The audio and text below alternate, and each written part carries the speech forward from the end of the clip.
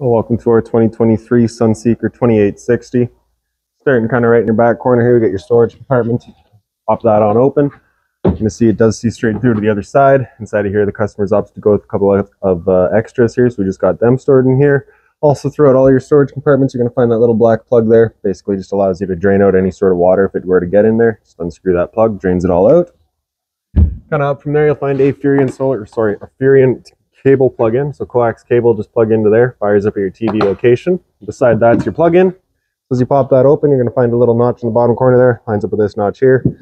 Press those in together, and then a little 1/8 turn will lock it down. Then you get the threaded collar in the back there to properly lock it into place. As you follow the cord back, you're going to find a standard 30 amp end there. Most campsites will have that for you. You can just plug straight on in and you're good to go. We do also provide you with a 15 amp adapter, so if you're looking to plug in at home to charge your batteries or run your fridge, you got the power to do so. Compartment here, as you open that up, magnetic latch holds it open. Right in the back here, you're going to find your water hose. Inside of that water hose is that power adapter I was telling you about. So your 30 amp cord to there, 15 to a standard outlet. Back here, you're going to find that little air chuck, which allows you to inflate the airbags in the back of the unit here. So if you were to have it loaded up, you can just kind of add some air to it, just kind of balance things out for while you're driving, just for your ride quality. You'll find another valve just like that on the other side of the unit. Up front from there, you get your sewer system as well as your water inlet. So your city water connection right there. Water hose plugs into that. Turn on the water and that'll pressurize the lines throughout the unit. Your exterior shower here on the left, hot and cold water course. Standard 3-foot hose with a standard head. Little light down here as well so you can see what you're doing. Just flips on. On the left, you get a black valve. On the right, you get a gray. So this is your sewer system there. That sewer cap, you're just going to kind of press on it, give it a turn, it'll pop on out of there. It's got the same 2 ears on it that your sewer hose here has. Right, so that attaches the same way, just locking it in with those little ears there. Then once you're done, you're just going to pull that black valve first. Black valve is controlling your black tank, which is filled from your toilet. Of course, it's going to be your dirtiest water, so we're doing that first. Once that's done, you can then come to the gray. Gray tank is going to be filled from your sinks as well as your shower. Typically, peeing or water will just dump that last. Your sewer hose can also just run right through here. Just undo that little kind of portal there. And you can just run it straight down through there. You can also run your city water connection up through there as well, so that you can keep the compartment closed running off of that water.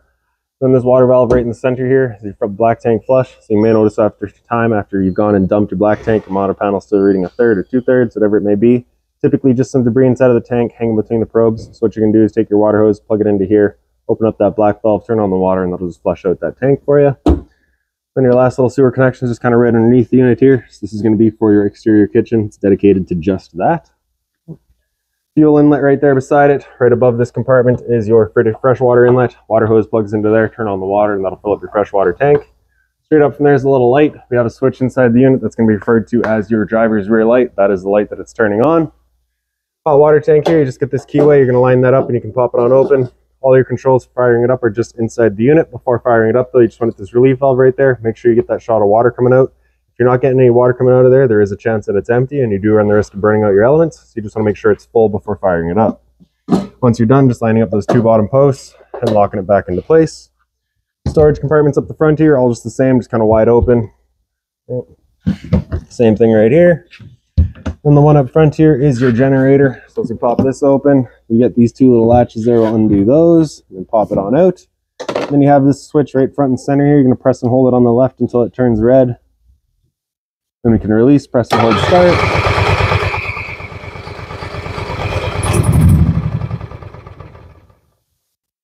And one try, and then we'll just hit that prime again. Now.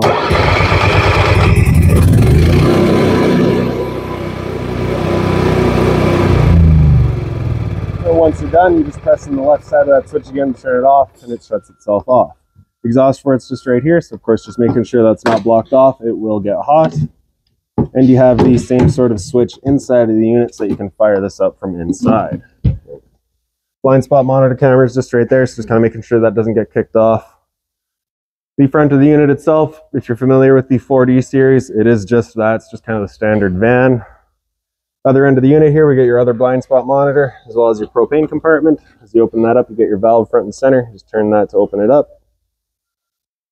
Gauge on the left there, just kind of let you know approximately where that tank is at. They aren't super accurate, but it's going to give you a rough idea. You also have the same thing inside the unit.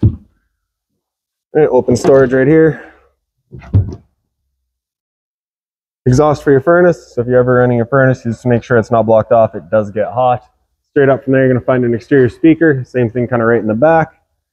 GFI protected outlet here. So if you ever want power outside, you got it. And then right back here, you get another little storage compartment. Inside of here, you're also going to have your water pump. So as you open up this compartment here, you're going to see you do have a filter housing right there. We've got a brand new filter just inside the unit. We haven't installed that yet just because we know that we're running fresh water through from the shop right now. So once you're ready for that, you can just install your filter there, or of course we can do that for you once you pick up the unit. Your freshwater tank drain is this valve right here. We'll just open that up. It allows the freshwater tank to drain itself out. If you're looking to winterize the unit yourself once it comes time, this little valve right there, you're going to press that up. And that's going to have your water pump now running off of this line right here. You can attach this hose to it, stick the other end into a jug of antifreeze, and just kind of run it throughout the unit. Okay. The other Schrader valve right there for filling up the airbag on this side here. And then also just kind of right underneath, we'll see where that fresh water is draining right now. Right behind it, there's that little red line there with the little cap on it. That's your low point drain, just allows the water system to drain itself out. Rear compartment here, so it's just the other end of your storage. So you can see you've got more of your accessories in here. On either side, you do have this little light there up on the side. It has this little push button there to turn it on. Okay, straight up from there, you get your exterior kitchen. Well, as we open this up, you get the gas struts to hold it open for you. Right front and center, you get your TV here. It just has this latch on the left side there. You can open it up. You get some storage in behind it, as well as access to all your inlets. On the right side here is just open storage. And on the far right here, you've got your monitor panel for this tank back here. You just press and hold gray, and it just kind of lets you know where you're at. Switch in the bottom corner there is for your refrigerator. You just turn that switch on, it turns on your fridge. The fridge itself is 12 volts, so if you're out traveling, you can just kind of leave this guy running. It'll stay on for you, just running off of the battery. Hot and cold water at the sink, of course. A little bit of storage right beside that. And you also just get the little hot plate here. Just pulls on out. You get your power outlet, or sorry, your power cord right here. Plugs up into the top left corner there. Once you're done, of course, just making sure it's cooled off, then tucking it back away. There's also a little light above the sink there, just on its own center push button.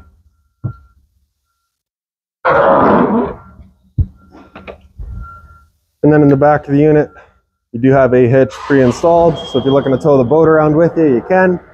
Propane outlet's right beside it. If you have a carryout stove, you can attach right into here. The only thing I'm going to go over here is that little valve. If you have that valve closed, you can operate that quick connect. If you have the valve open, you cannot. It's just kind of an added safety. You got to make sure it's closed off before you can attach your hose. And then lastly, just straight up from there, you'll find your pre-installed rear view camera.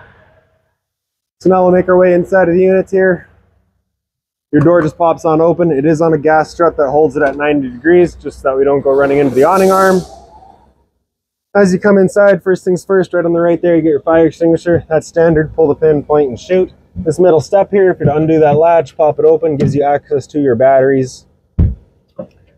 There's a little fuse panel right behind this control panel there. You just unscrew it, you get access to all that. Up from there, you find your battery disconnect switch. That's pointed up, currently on. If you're to point it over to the left, that's it then turned off. You can bring it down one more time and it pops right out of there, so you can take it with you. Once you're done, flip it back up to up. Right in the center here, we've got your leveling system. So we're going to come up front and just turn the ignition on. And while I'm up here, I'm also just going to make sure that our parking brake is set so that we can run our slides. All right.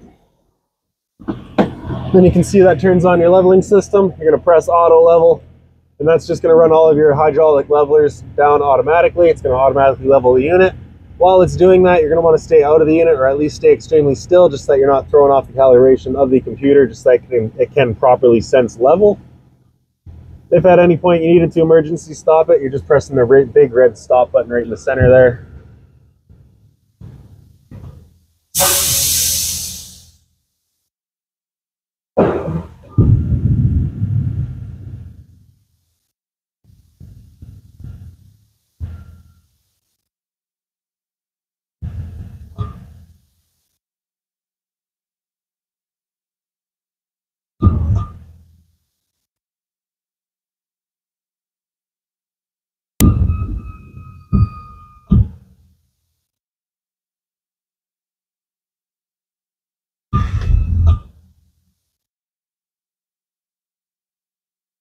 And there you go. So you get that little message once it's done. Then you can press that little home screen again. Come back to the home. Press retract jacks. It'll bring them all back up for you once you go traveling. And also you just hit that little options there and kind of bring you through everything else that you can do with it, or just kind of your manual mode where you can kind of send which way you're going with it.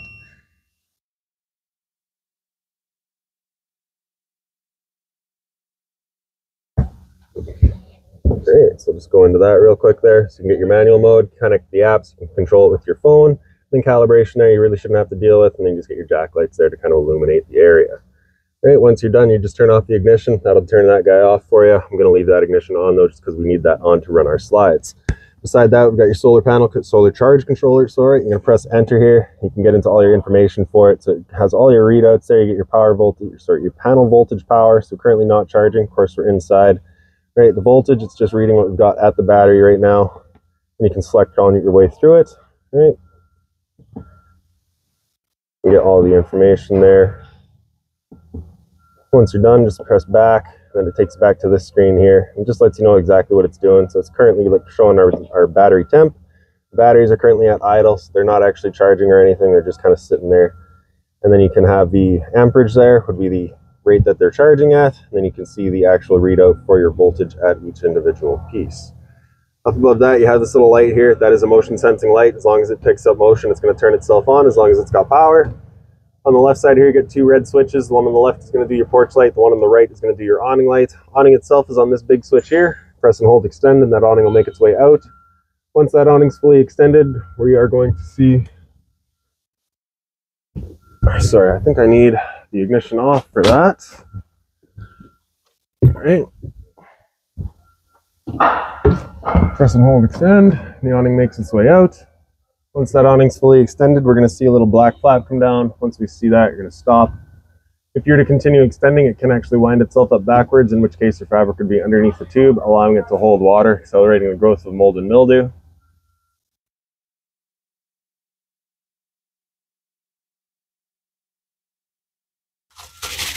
Alright, so it's just a little sticky today, so we'll kind of go out a bit more and then bring it back, and it should flop down for us. There it goes. Alright. There's the tube, so we'll stop right there. Now if it were to start raining, it's of course going to hold some water anyways. So what you're going to do is grab either your arm, front or rear, just pull straight down on it. Then you can see that changes the pitch of the awning out at the head, allowing water to then run off. Now if you like that angle better because it does give you more shade, you can do the same thing with the arm up front. Before you bring it back in though, you want to make sure that these arms are back out straight and fully extended, just so you're not running the risk of bending them. Then you can press and hold retract, and that awning will make its way back in. Again, you're just watching to make sure that your fabric stays over top of the tube. And the last thing to keep in mind with your awning is it does catch a lot of wind. So once you get up to about 15, 20 kilometers an hour wind, you want to bring it back in. Again, just so you're not running the risk of bending your arms.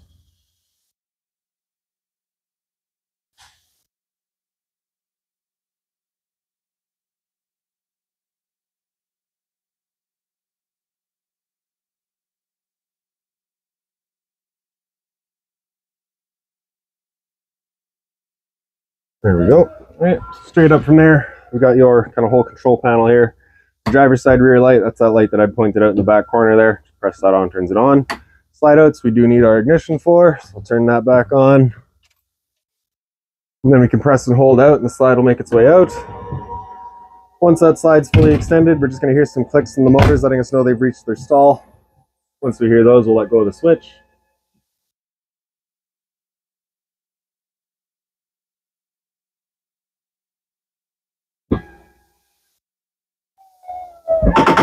There we go. On the right side here, you got your light switches, kitchen light and living room light. Arctic pack is basically some heated elements that just stick onto the bottom of your tanks. You can turn that on, just kind of prevents them from freezing once you get into cold weather. Water pump there, you turn that on, turns on your water pump, drawing out of your fresh tank to pressurize your lines. And your water heater controls are on the left. Turning it on with electricity is just that switch there. Flip it on, fires up. Gas, you turn that switch on, you get that red light letting you know the ignition sequence will start. Once that sequence is started, that light's going to go out. It's going to try it 3 times. If after the 3rd try it hasn't fired up, that light will come on and stay on. At that point, just turn it off and back on to reset it. Stood right here, you can hear the igniter and the whir of the flame. You know the tank is good. Up from there, you get your monitor systems. The LPGs are going to be your liquid propane gas. You press that on, you can see we're currently full, right? Battery, you can see we're currently C for charging. G would be good, F is fair, L is low. Your fresh tank, as you fill that up, will go to 1/3, 2/3 and full. Same idea for your black and your gray tanks. Generator controls right beside it. To get that stop prime again, you're just going to press and hold that until you get that generator light turning red, right? Then you can press and hold start, which will fire up. Hour meter there right in the center there just kind of lets you know or help keep track of when to go take it in for service. We got some storage right up from there. Then into your dinette area here, you can see you do have these seat belts in the back portion there, so you can occupy that seat during travel. Get your storage more top there. A little light underneath here as well. There's that little light there. So right up top here, you're going to find your antenna outlets. That is all hooked up, ready to go. Antenna power is on the left there. Wi-Fi power is on the right. Router itself is just right there. Get your outlets right here that are connected into your stereo, I do believe, so you can get your surround sound from your TV. Sorry, the TV itself is your stereo, so you have the outlets right there, or inlets right there, technically. This table here does fold down and kind of sit on these two ledges here. So you have this guy here that I believe just picks up and kind of swings around. And then you'd have these two bottom cushions out of the way. It just kind of sits into its own spot. Once you're done, bring it back up. Get that back to hook into place. And there you go. The little ladder up front here would hook into this piece right there, which kind of fills in the center. Right, and there's your front bed. This curtain right here just sits into all the Velcros to kind of close off the cab from the rest of the unit. You also have some storage up front here as well. Just kind of their little open panels there.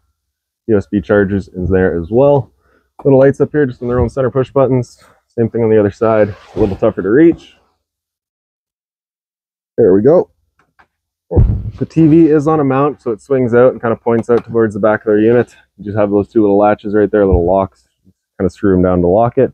Whenever you're traveling, you want to make sure it is forward like that. Recliner here, sorry, your couch here, flips on down. You get your two cup holders in the center there. You can also take the bottom, flip it up, take it down into a bed. Blinds throughout the unit, you just kind of pull them down. They sit where you leave them. Once you're done, just give them that little snap and they run back up. Two light switches there to either side. Right above our head, you have your smoke detector.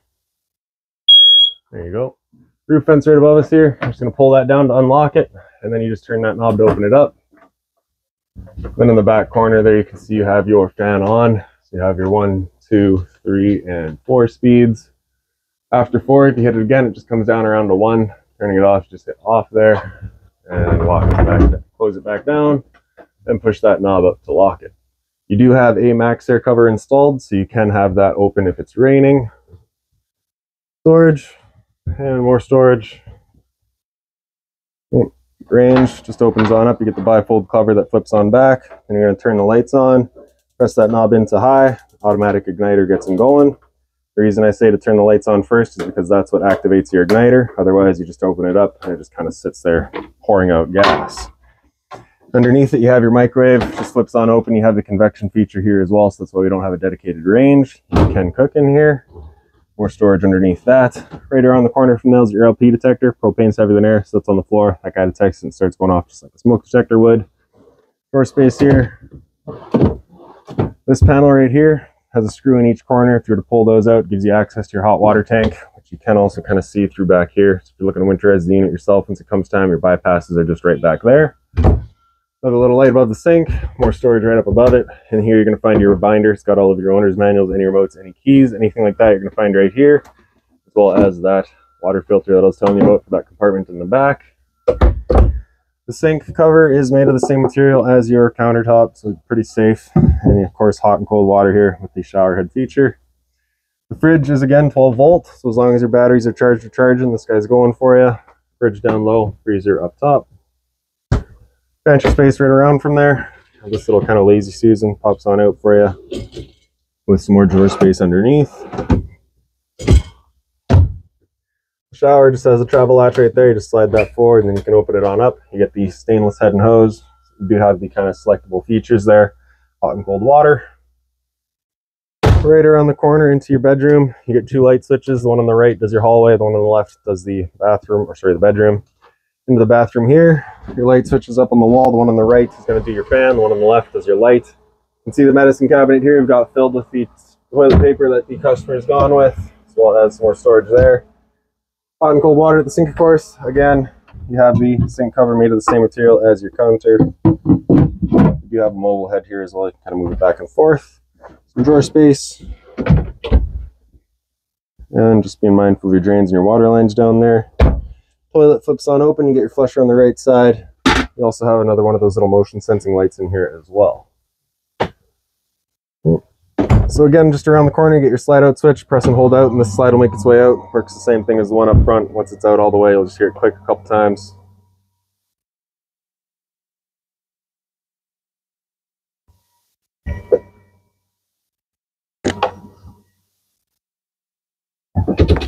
Above your slide out switch is your thermostat. When you press mode to wake it up, it'll come into fan on. At this point, you can select your low or high fan just to kind of move some air around. Mode again after fan will come into cool. Select your temperature, select your fan speed. It'll run the air conditioner. With your air conditioner going, you got two different options. You can have this louver here closed, in which case you'll be using all our ceiling ducting to move the air, or you can open it up and it just dumps all of its air into the living space here. So when you first get out to your campsite, you want that open, cool off this area as quickly as possible, then you can close it off, start moving the air throughout. After cool, if you hit mode again, it comes into heat pump. I don't believe there's a heat pump installed in this unit. That won't work. We do have a dedicated furnace though, so if we come into furnace, it'll turn off your air conditioner and turn on your furnace. Furnace is moving its air through all your black portals that you'll see kind of up on the walls. After furnace, if you hit mode again, it'll come down into off and then just kind of cycles back around. In the head of the bed is a little reading light on either side. That little kind of dime there, you're just going to press that, and it is just touch sensitive. You pick up the foot of your bed, you get a little storage compartment under here. And also at the end of your bed, you've got your power converter. Press it on the right side to open it up. All of your breakers are on the top there. Whenever breaker breaks, it sits in the middle, so just turn it off and then back on to reset it. Fuses are all on the left side here. Open storage right there. Shoes or whatever, whatnot. Two red latches there mean that this is an emergency exit. You can popping those up, swing the window on open, hop on out. And then just kind of all of your closet space up front here. You do have the little light switch up in the top corner. Okay. This TV here also pulls out. You get some storage in behind it. And then just the drawer space here. And the identical closet space. Right. So that's about it for this unit. If you've got any other questions on it, please feel free to give us a call, 204-237-7272.